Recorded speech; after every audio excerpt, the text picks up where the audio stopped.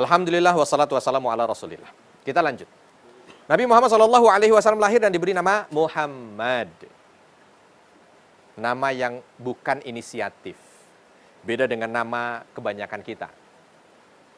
Kita ada orang tua yang sudah menyiapkan nama sebelum anak itu lahir. Tapi tidak ada yang datang dari wahyu. Yang ada kakeknya nitip nama, neneknya nitip nama. Jadi namanya bisa panjang gitu. Kenapa? Semuanya mau ngasih nama, Ustaz. Nah, gitu. Nama baginda Nabi SAW langsung dari wahyu. Allah memberikan nama itu. Lepas dari beliau itu selesai diberi nama, nah orang Arab punya kebiasaan. Apa dia kebiasaan orang Arab? Anaknya itu di usia kecil yang baru lahir sampai selesai menyusui itu tidak tinggal di Mekah. Dibawa ke pedalaman. Mungkin ada pertanyaan, kenapa dibawa ke pedalaman? Kenapa tidak tinggal di Mekah saja? Ada beberapa alasan. Satu, Mekah itu kota metropolitan. Hampir semua orang itu ada di sana. Dari segala penjuru dunia. Sekarang aja begitu. Coba lihat kalau lagi datang ke Mekah. Ada yang sudah pernah ke Mekah? Belum. Muhammad Asir sudah pernah ke Mekah. Itu orang Bangladesh, ada orang India, ada orang Cina, ada orang Inggris, ada orang Indonesia, ada orang semua datang. Sehingga apa? Banyak pengaruh kalau orang asing ada di situ. Apa pengaruh? Ini dari zaman dulu loh. Mekah itu bukan zaman sekarang aja banyak orang asing datang. Dari zaman dulu. Apa pengaruhnya? Satu, faktor kesehatan. Makin banyak orang asing datang ke sana, makin banyak virus hadir yang dibawa dari tempat-tempat itu. Makanya sekarang lagi ada virus apa?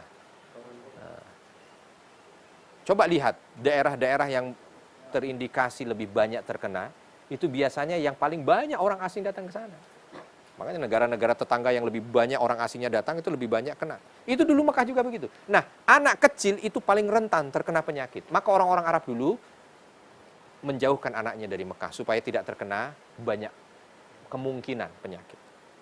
Dan itu terbukti ketika nanti Nabi Muhammad akan dikembalikan di usia beliau 2 tahun, itu lagi wabah penyakit di Mekah.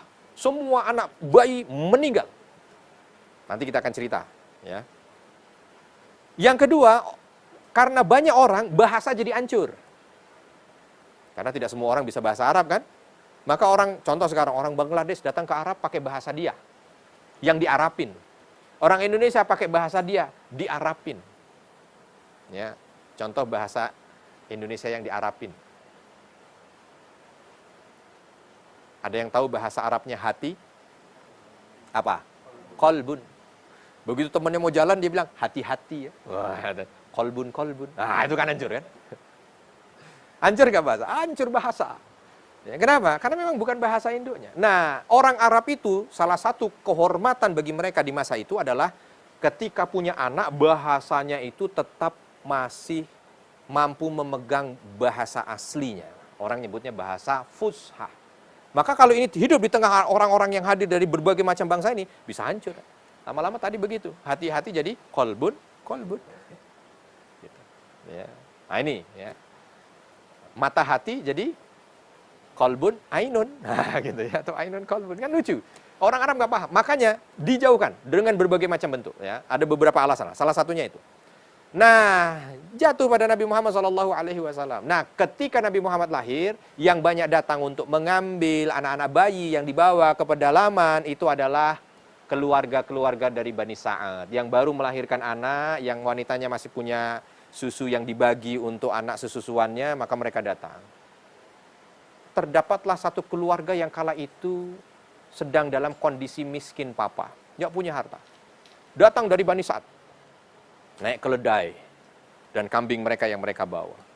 Datang ke sana pun terakhir. Kenapa? Keledainya malas jalannya. Ontanya juga malas jalannya. Singkat cerita, begitu sampai di Mekah, paling terakhir. Yang lain pulang sudah bawa gendongan bayi. Ini belum nyampe Mekah, yang lain udah pada pulang. Nah, terlambat. Sampai di Mekah, muter kota Mekah. Tidak tersisa kecuali hanya satu bayi saja. Satu bayi. Siapa dia? Bayi Nabi Muhammad SAW. Yang ketika awal orang datang itu nggak ada yang mau ngambil. Kenapa? Banyak. Sebab salah satunya karena beliau yatim. Singkat cerita, mereka tidak mau mengambil bayi yang dari bayi itu nanti membuat kesialan. Ada dalam keyakinan mereka itu kalau namanya anak yatim itu bikin sial.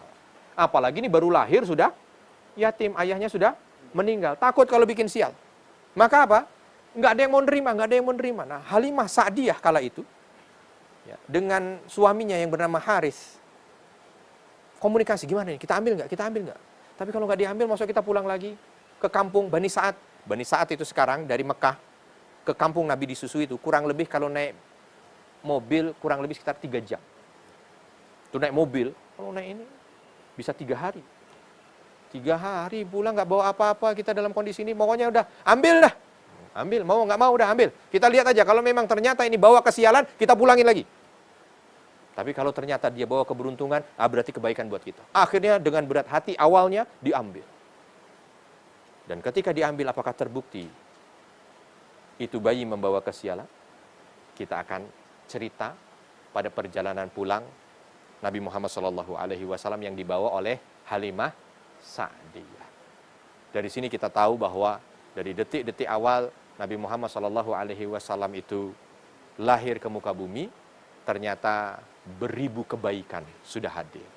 Yang tadi dikira sebagai pembawa kesialan, tapi ternyata beribu kebaikan hadir. Apa saja kebaikannya? Insya Allah akan kita bahas pada sesi berikutnya.